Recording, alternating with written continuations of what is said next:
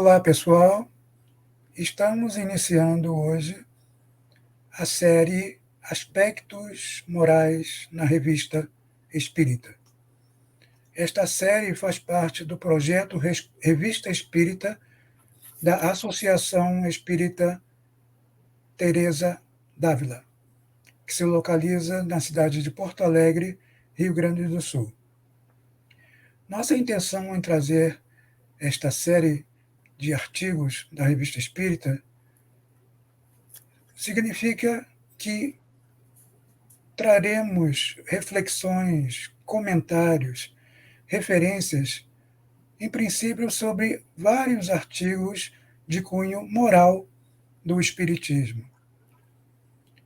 E para apresentar, comigo esta série de programas, estão comigo Sônia Hoffmann.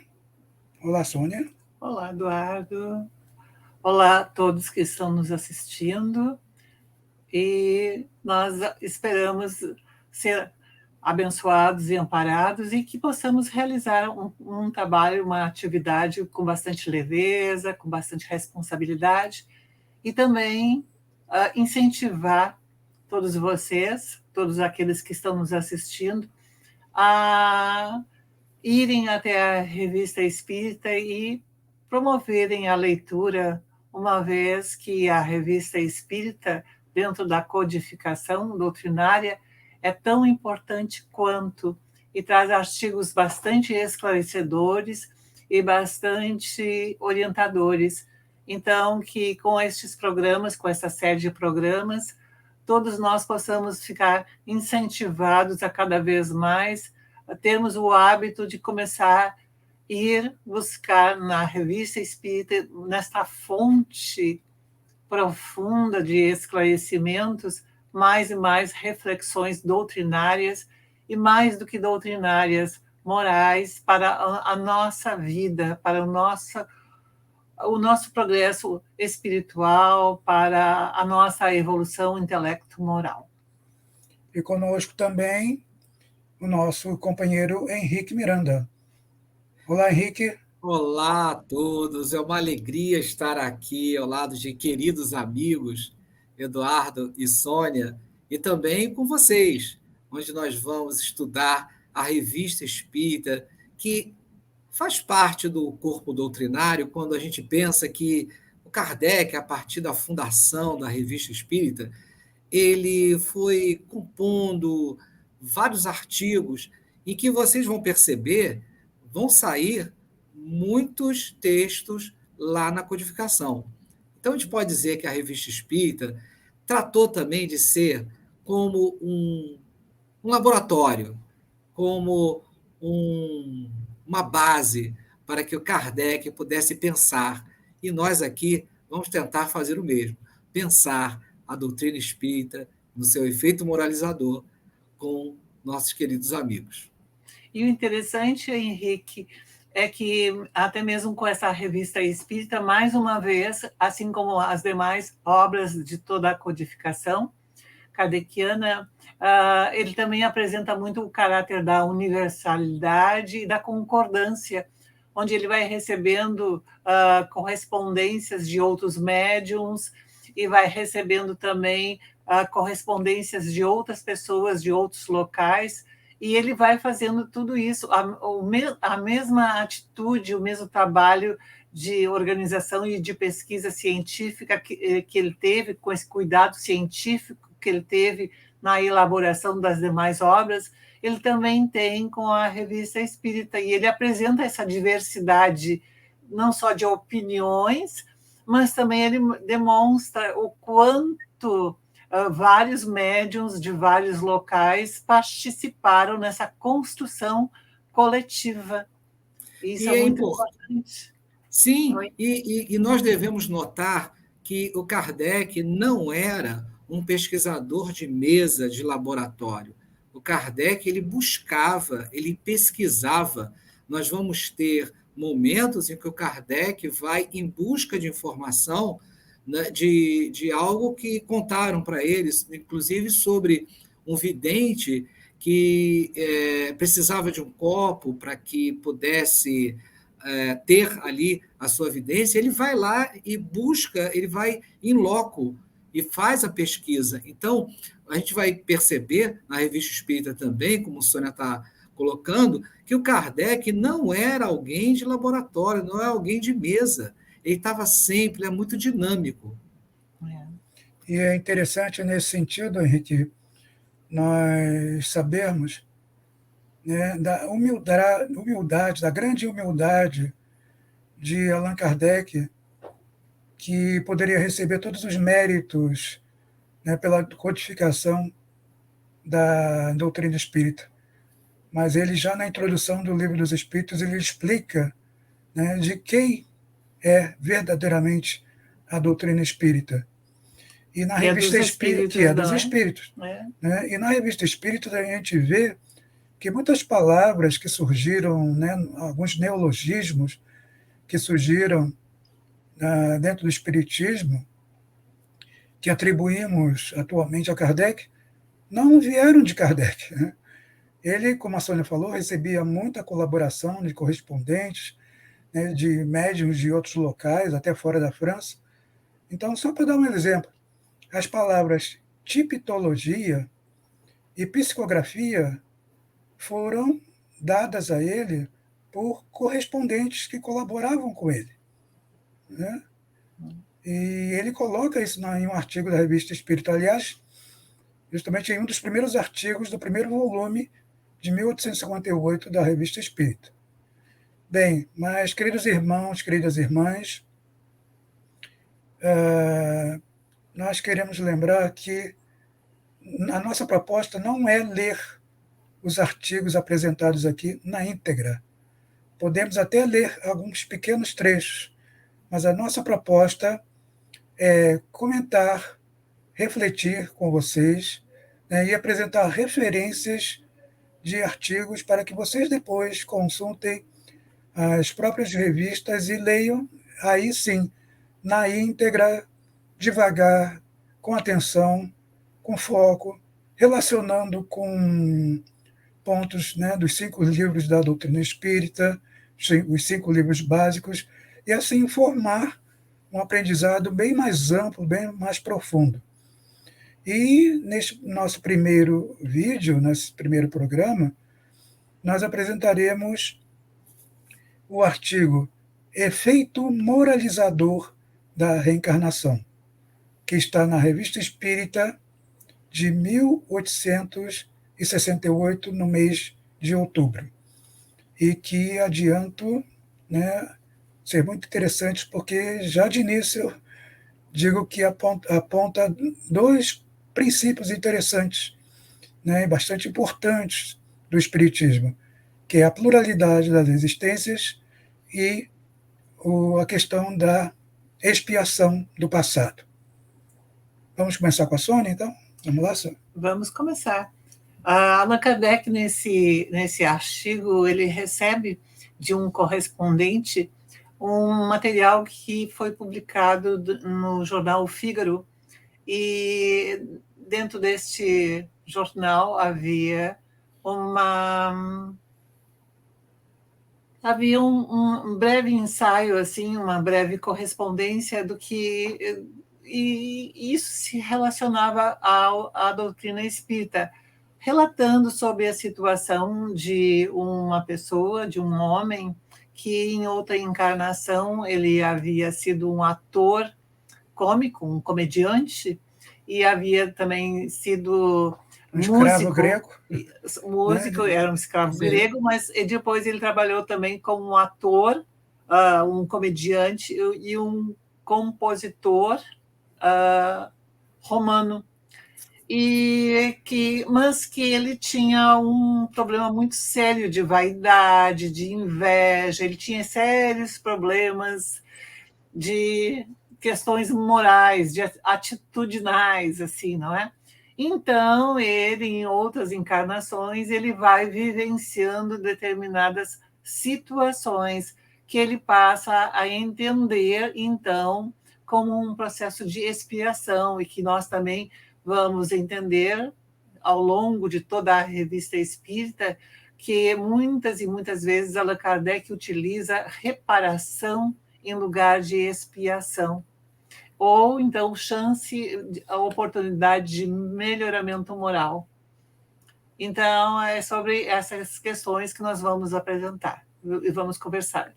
Até antes de eu passar para o Henrique, né, lembrar que na Revista Espírita esse compositor, aliás, ele também é compositor, né? Ele era compositor em vidas passadas, e nessa vida onde ele relata isso, ele também era compositor. E disse que era um compositor italiano célebre, e que com sua inveja, com sua arrogância, ele prejudicou muitos colegas de trabalho. Por isso, a questão, né, que vem a seguir da expiação do passado. Não é isso, Henrique? Eu queria chamar a atenção para a estrutura também que Kardec monta a Revista Espírita. Vejam, ele está consultando um jornal, ele recebe de jornais da época.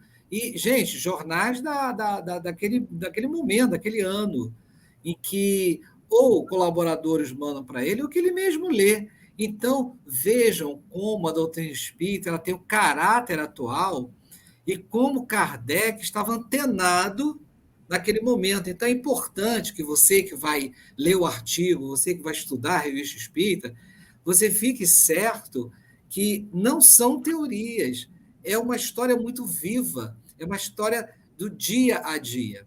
E é interessante também que o Eduardo falou uma coisa bacana, a linguagem, né? Porque a nossa linguagem é muito pobre, os espíritos falam isso, então aí fala que eu estou sendo punido, aí até fala, eu estou sendo punido por isso. Não é? Então, quer dizer, essa ideia que a gente tem e avaliar isso, será que ele está sendo punido? Né? A gente está sendo chicoteado, não é? Nós estamos amarrados, então os espíritos estão judiando, Deus está judiando da gente, e até a Sônia chama a atenção, né? Que depois fala assim, reparação, e é importante a gente ter em mente que a gente aprende com a correção dos nossos erros.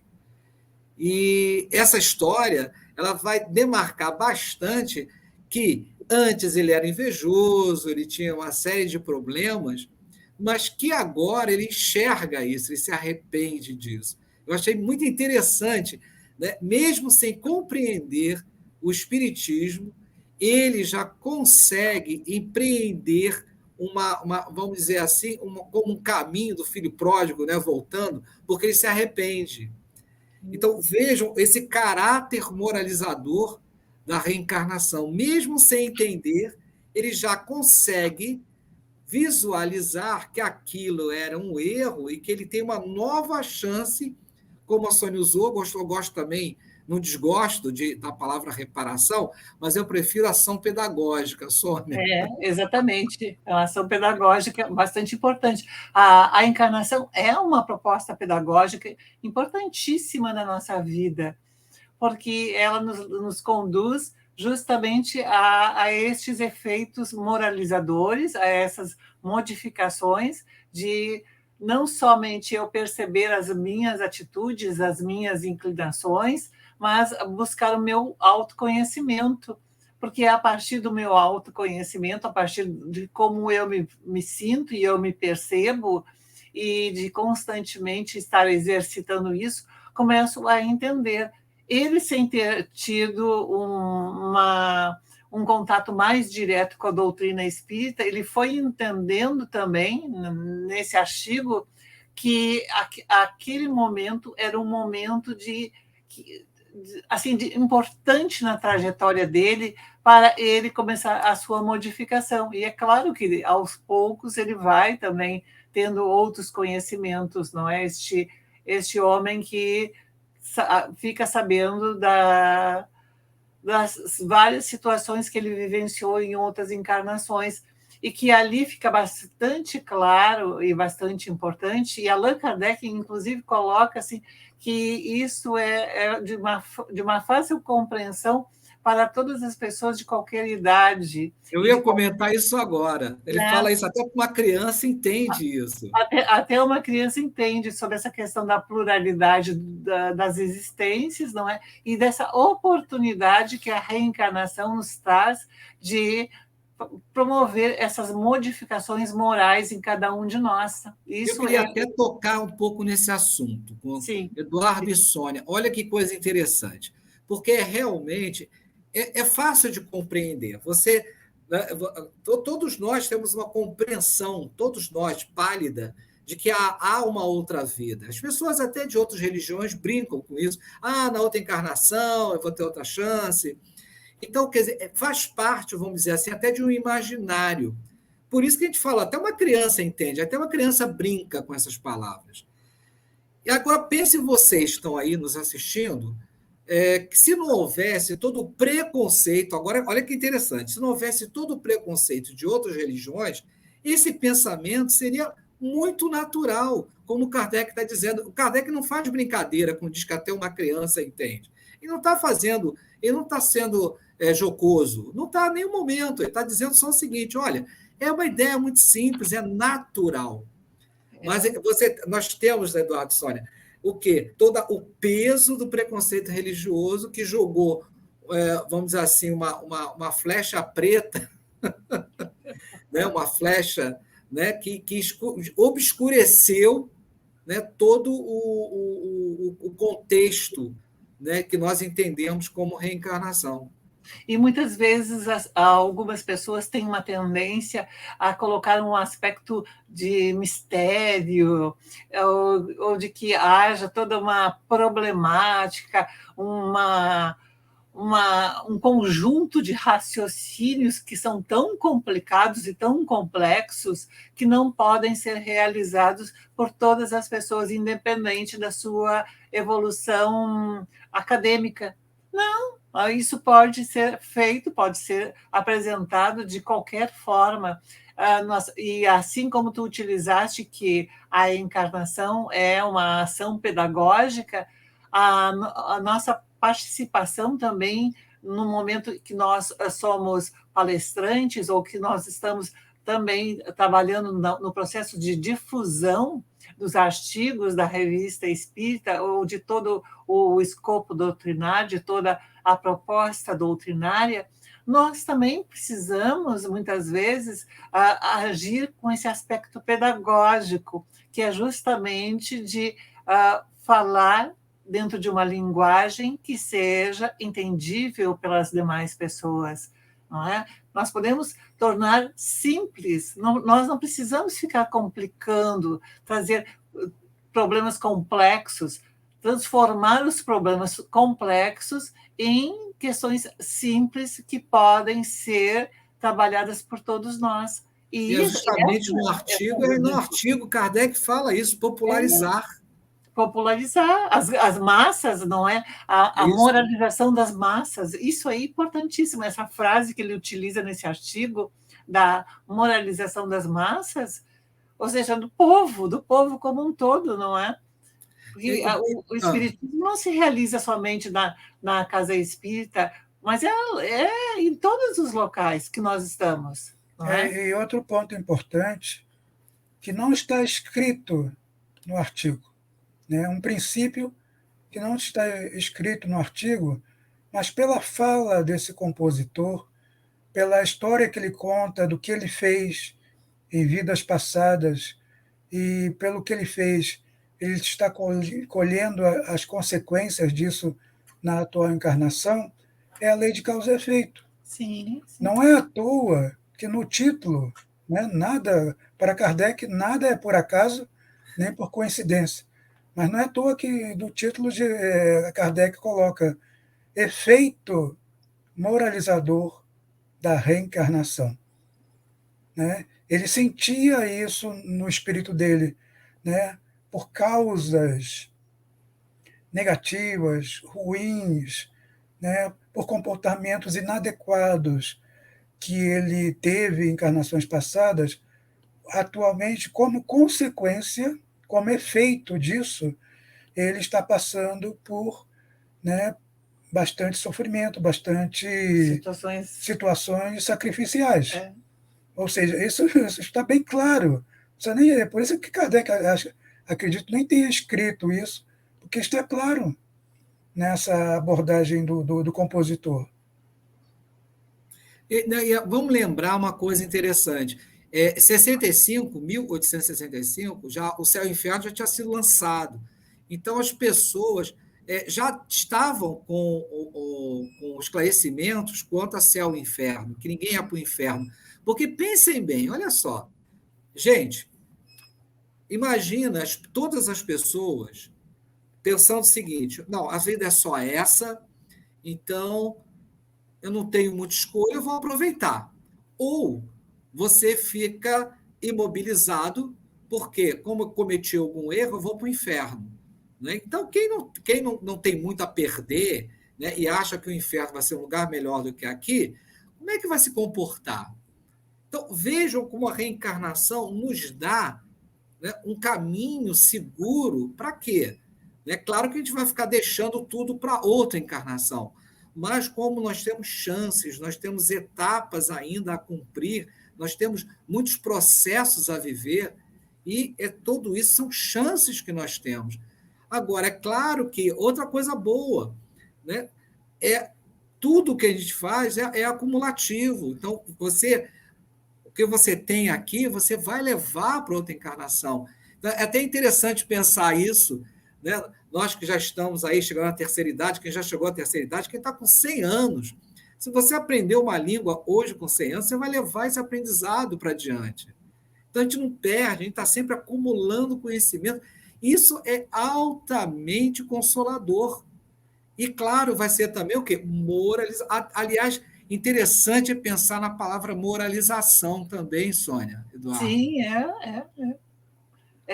porque vai trabalhando. Eu, naquele momento que começo a pensar em me moralizar, eu começo a pensar na minha modificação, não é?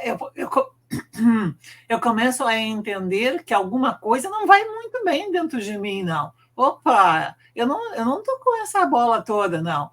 Alguma coisa está um pouquinho errada e que eu preciso consertar, e se eu não tenho um entendimento de que a vida vai prosseguir, de que a vida vai continuar, que vai haver uma sobrevivência do espírito, se eu não tiver essa confiança, se eu não tiver esse sentimento, então por que é que eu vou querer me modificar?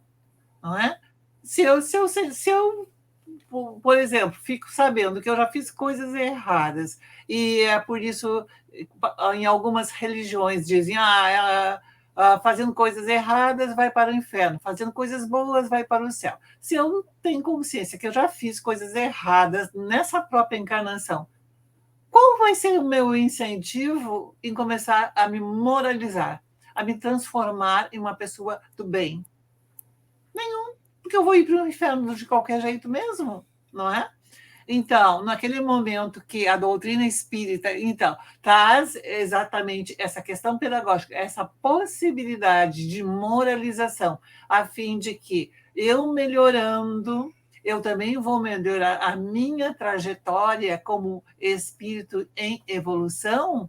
Isso é altamente benéfico, porque traz uma tranquilidade, traz uma.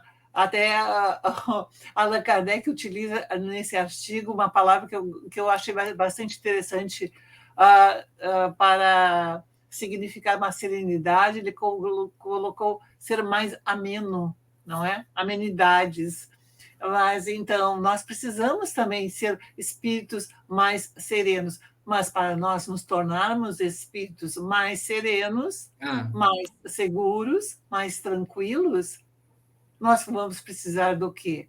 Do estudo, do discernimento, do autoconhecimento, de buscar em nós e, muitas vezes, buscar através de leituras alguns componentes, alguns elementos que possam demonstrar o quanto é necessário a humanidade promover toda a sua modificação de atitudes, de comportamentos, de interações, para realmente chegarmos a um processo de regeneração.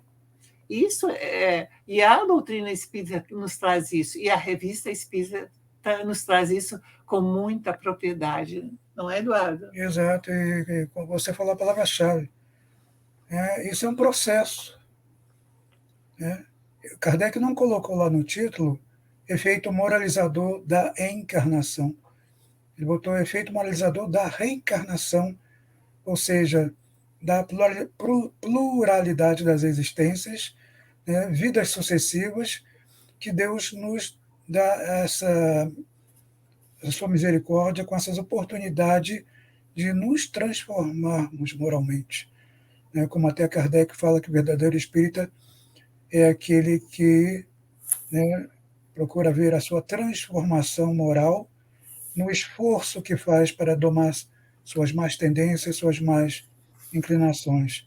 E é esse processo reencarnatório que nos consola, que nos esclarece que não resolveremos tudo numa existência só e que temos o amor, a misericórdia de Deus a nosso favor para trabalharmos essa nossa transformação moral em mais existências. Até mesmo Allan Kardec ele faz uma referência a Victor Hugo, que ele, em todo o seu trabalho, não é? Em toda a sua atividade anterior a entrar para o espiritismo, porque ele, em um determinado momento, ele entrou para o espiritismo, ele começou a ter mais contato, ele já estava preocupado com isso. Quando ele escreve lá sobre, especialmente o livro Os Miseráveis, já demonstra claramente a preocupação que ele tinha com toda a questão social, a questão moralizadora social do indivíduo.